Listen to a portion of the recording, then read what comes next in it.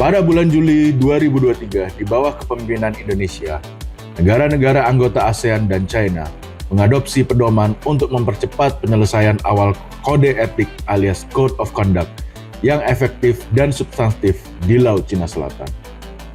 Laos kemudian menggantikan Indonesia sebagai ketua ASEAN pada tahun 2024 dan dilanjutkan oleh Malaysia sebagai ketua ASEAN pada tahun 2025 sekarang. Kode etik atau COC LCS yang tengah dinegosiasikan dan berlangsung selama 1 dekade itu bertujuan untuk menetapkan sejumlah aturan guna mencegah perselisihan yang semakin memanas di Laut Cina Selatan, agar tidak berkembang di luar kendali dan memburuk menjadi konflik bersenjata besar yang dapat melibatkan Amerika Serikat, Sekutu Filipina, dan negara Asia lainnya yang berselisih dengan China. Selain isu tarif impor Amerika Serikat yang dikenakan Presiden Donald Trump dan membuat seluruh dunia kebakaran jenggot, kunjungan Presiden China Xi Jinping ke Malaysia pada 15 hingga 17 April kemarin berkaitan dengan jalannya negosiasi Code of Conduct ASEAN-China di Laut Cina Selatan. Kunjungan Xi itu akan memberikan dampak yang signifikan pada perkembangan penyelesaian COC ke depannya. Kunjungan Presiden Xi di Malaysia dan juga 2 negara ASEAN lainnya, yakni Kamboja dan Vietnam, dapat kita pandang sebagai penyampaian pesan bahwa Beijing adalah mitra dagang yang lebih dapat diandalkan dibandingkan Amerika Serikat. Presiden Xi Jinping tiba di Kuala Lumpur pada Selasa malam dalam kunjungan pertamanya ke Malaysia sejak 2013. Dari Vietnam, dia telah menandatangani lusinan perjanjian kerjasama perdagangan untuk segala hal, mulai dari kecerdasan buatan hingga pengembangan rel kereta api.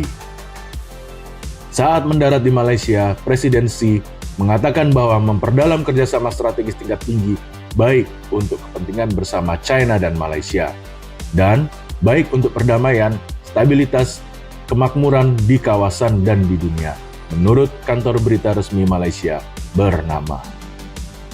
Perdana Menteri Anwar menerima pesan China dengan baik.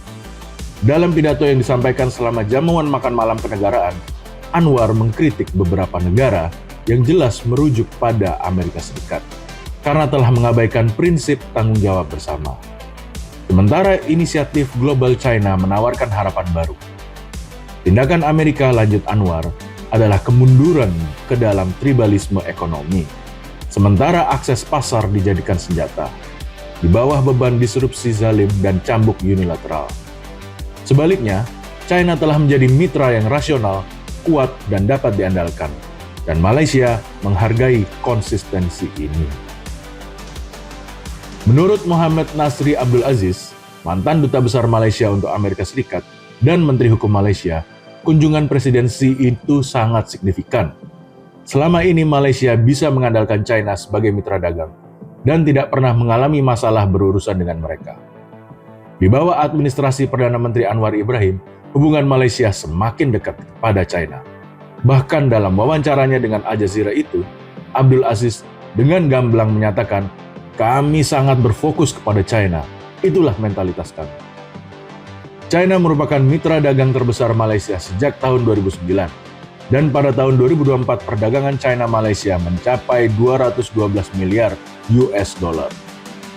Di kunjungannya ke Malaysia itu, Presiden Xi berhasil membungkus pendandatanganan 31 MOU yang difokuskan pada ekonomi digital, kecerdasan buatan, pertanian, dan pembangunan hijau.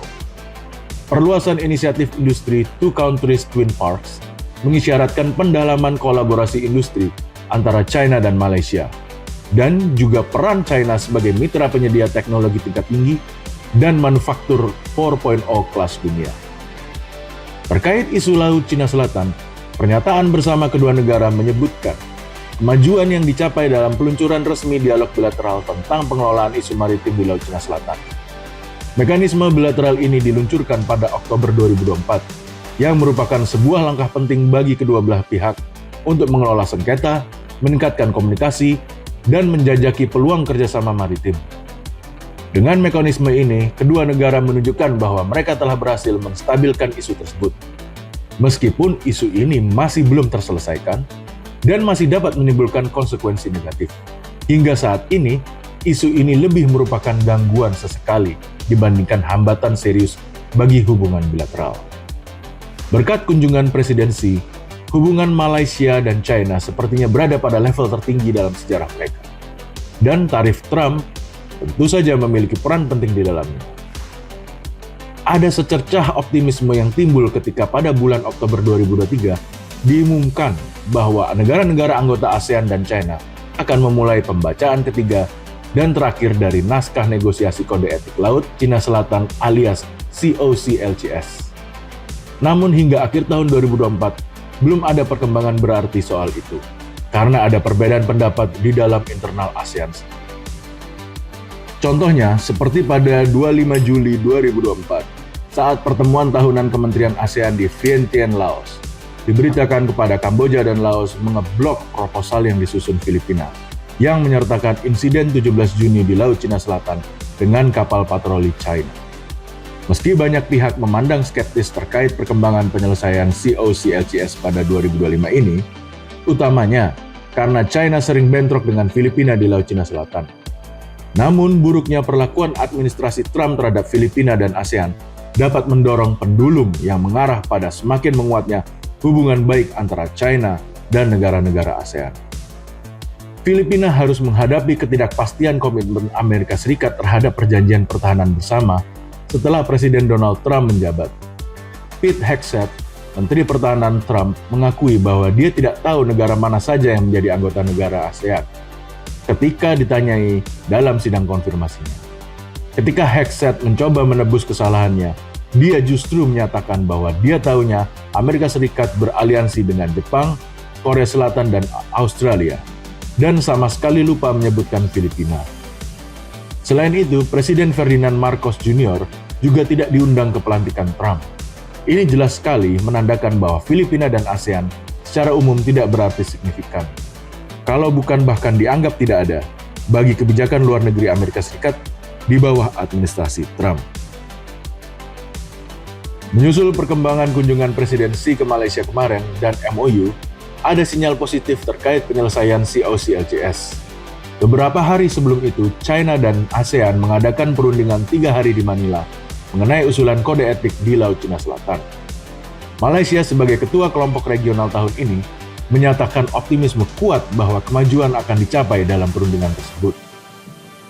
Adalah lazim bahwa negosiasi multilateral akan berlangsung lama karena melibatkan banyak negara yang berkepentingan. Namun, kabar baiknya adalah kami terus berunding, kata Duta Besar Malaysia untuk Filipina, Malik Melvin Castellino, terkait pertemuan Menteri ASEAN di Manila tersebut. Menurut sumber diplomatik yang diberitakan awak media, negosiasi COCLCS telah mencapai tahap yang paling kontroversial yang disebut milestones, termasuk cakupan perairan yang disengketakan dan apakah kode etik harus mengikat secara hukum atau tidak. Pada tahun 2026 mendatang, Filipina akan menjabat sebagai ketua ASEAN. Banyak pihak yang optimis bahwa COCLCS dapat difinalisasi pada tahun depan, menyusul momentum presidensi Malaysia dan perkembangan negosiasi yang intens sejak tahun lalu dan tahun ini. Bagi China sendiri, penyelesaian cepat negosiasi COCLCS dengan negara-negara anggota ASEAN adalah salah satu metode terbaik untuk melemahkan peran keamanan AS dalam urusan maritim, terutama mengingat aliansi agresifnya bersama AUKUS yang berhadapan secara langsung di Laut Cina Selatan. China tentunya tidak menginginkan permusuhan di semua lini, terutama dengan negara-negara ASEAN yang merupakan salah satu kawasan regional penting dalam kebijakan luar negerinya. Sangatlah penting bagi China agar negara-negara ASEAN tidak semakin merapat ke Amerika Serikat.